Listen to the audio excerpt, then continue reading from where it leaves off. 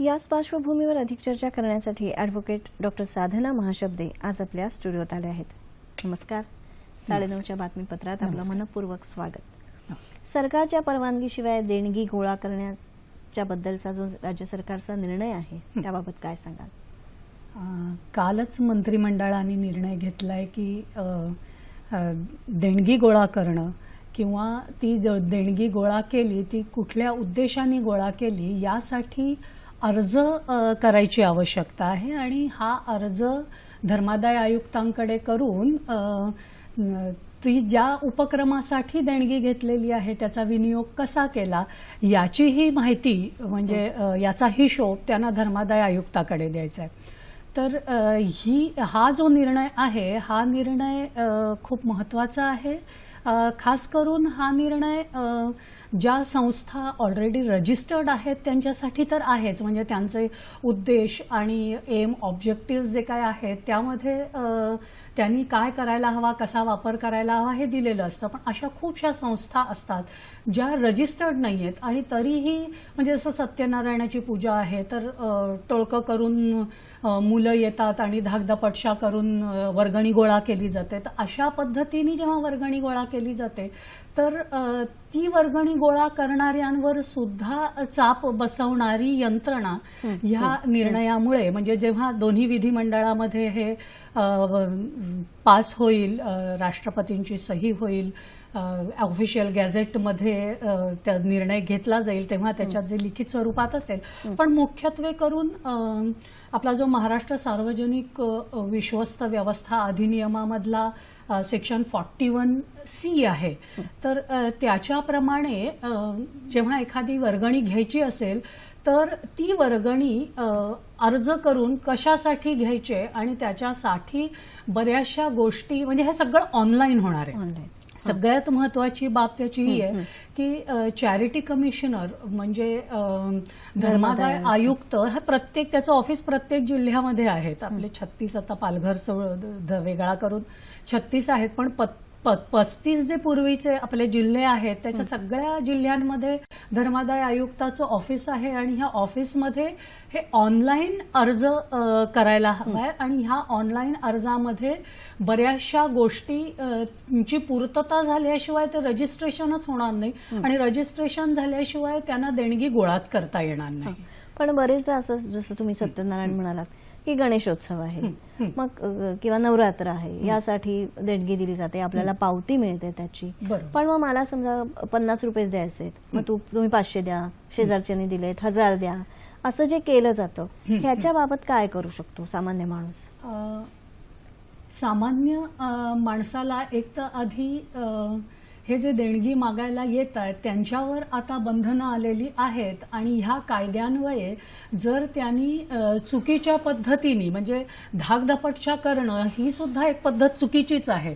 तर अशी तक्रार केली की तर त्याच्यासाठी कायद्यामध्ये आता सोय आहे.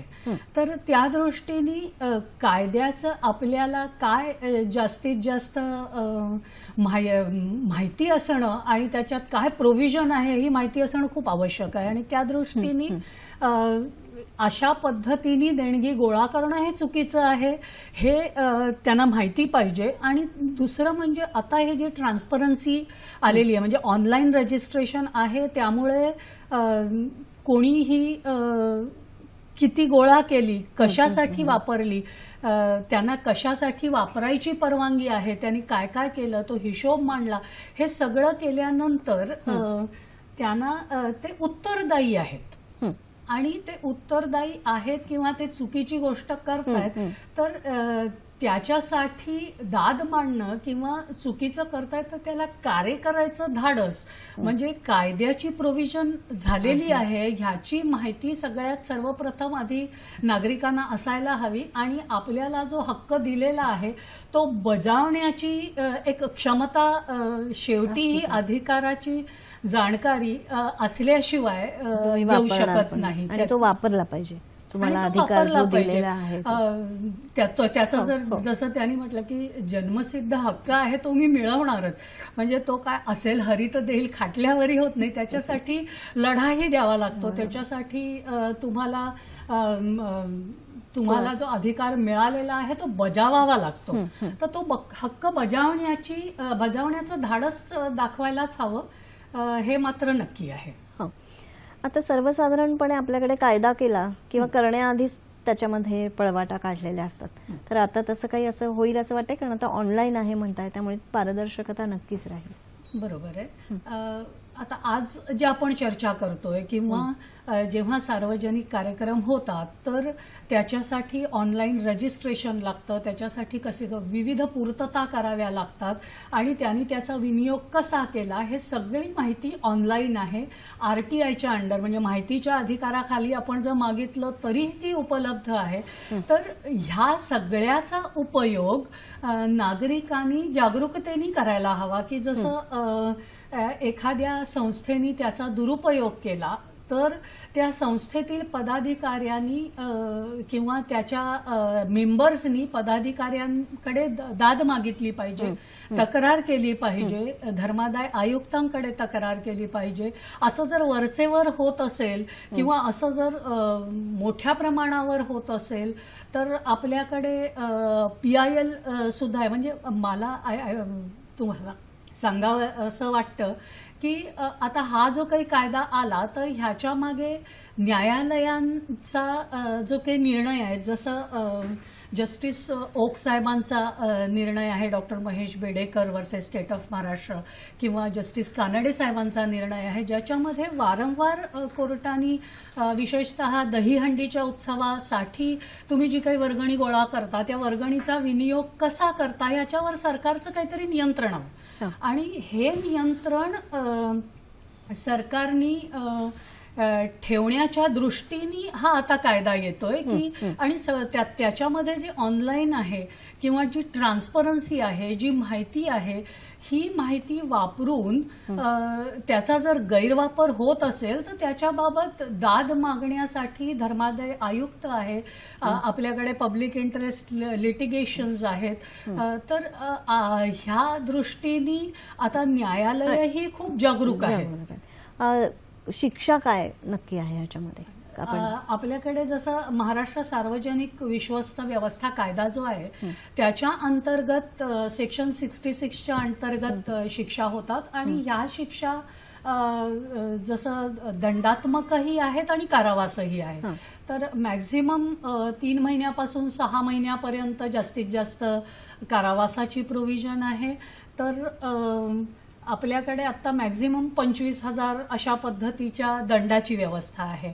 पण आज जे काही मंत्रिमंडळामध्ये आता सांगितलं गेलंय की जो काय कायदा पारित होतोय त्याच्याप्रमाणे जो निधी चुकीच्या पद्धतीने गोळा केला असेल तर त्याच्या 1.5 म्हणजे मला असं सांगावंसं वाटतंय की हे एक स्ट्रिंजंट पेनल्टीज म्हणजे दंडात्मक मोठ्या पद्धतीची कारवाई केली जाते, ह्याचा वचक कायद्याचा वचक बसण्याच्या दृष्टीने त्याचा निश्चित फायदा होऊ शकतो. उत्सवांवर काही परिणाम होईल वाटतंय?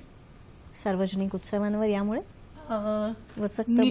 निश्चित होऊ शकतो. आता जर आपण न्यायालयांचा जर रोख पाहिला तर आपल्याला असं निदर्शनास येतंय की लाऊडस्पीकरचा वापर करणं किंवा रस्त्यांवरतीच मंडप घालणं किंवा मिरवणुका काढणं आणि अशा पद्धतीने पब्लिक न्यूसन्स ज्याला म्हणतो तर अशा पद्धतीने होऊ नये असे निर्बंध. तसेच तुम्ही जी काही देणगी गोळा केली त्याचा विनियोग म्हणजे आपण जर म्हटलं की देणगी गोळा केले आणि त्याच्यात मोठे लाऊडस्पीकर लावून नाच करणं किंवा मद्यपान करणं, पत्ते जुगार असं खेळलं जाणं आणि हा जो काही पद्धतीने जर चुकीचे गोष्टी होताना दिसतात तर त्या निदर्शनास आणून देण्याच्या दृष्टीने त्याच्यावर निर्बंध जर लोकांनी जागरूकता बाळगली तर निश्चित येऊ शकतोय. न्यायालयही आहेत, पोलिसांवरही खूप कठोर कारवाई होते. तर ह्या सगळ्या दृष्टीने जागरूकतेने लोकांनी दिलेल्या अधिकारांचा वापर करणं आणि जी काही कायद्यामध्ये बदल होतोय त्याच्याबाबत जागरूक राहून हक्क बजावला तर उत्सव हे हवेच. पण त्याचा गैरवापर जर कुठे होत असेल तर त्यासाठी निर्बंध घालण्याच्या दृष्टीने कायद्यामध्ये खूप काही प्रोव्हिजन होते याची जाणकारी आपण करून घ्यायला हवी आणि जागरूक राहायला हवं. आणि जे कोण त्याचा दुरुपयोग करतायत त्यांनी हे समजून घ्यायला हवं की या उपर अशा पद्धतीने चालणार नाही. दंडात्मक कारवाई कडक पद्धतीने होण्याची शक्यता आहे, प्रोव्हिजन आहे. आणि न्यायालयही जागरूक आहेत आणि लोकही जागरूक होत आहेत. जनजागृतीच्या दृष्टीने जर आपण पाहिलं तर हे असं सगळं जे काही घडतंय ह्यांनी निश्चितच उत्सव साजरे करताना निधीचा गैरवापर किंवा पब्लिक न्यूसेन्स होणं ह्या दृष्टीने काही बंधनकारक गोष्टी आपल्याला आपोआपच होताना दिसू शकतील आणि व्हायला हवेत. अतिशय आवश्यकता आहे. म्हणजे मुंबई सारख्या शहरामध्ये ऑलरेडी इतकं नॉईज पोल्युशन आहे, तर अशा वेळी आपण पोल्युशन करणं हे किती त्रासदायक आहे. विद्यार्थी आहेत, आजारी माणसं आहेत. तर असं काही चुकीचं होत असेल तर जागरूकतेने पोलिसांना तक्रार करणं, त्या मंडळामधल्या जे सदस्य आहेत, जागरूक सदस्य आहेत, त्यांनी पदाधिकाऱ्यांच्या विरुद्ध मला असं वाटतं की आपण आज आपण इथे बोलण्यासाठी आला आहात, त्यामुळे जनजागृती अगदी हा खूपच महत्वाचा उद्देश आहे आणि खूप आवश्यक आहे असं आपण म्हणूया. आज या निमित्तानं चर्चा करण्यासाठी आपण आलात. मनपूर्वक धन्यवाद.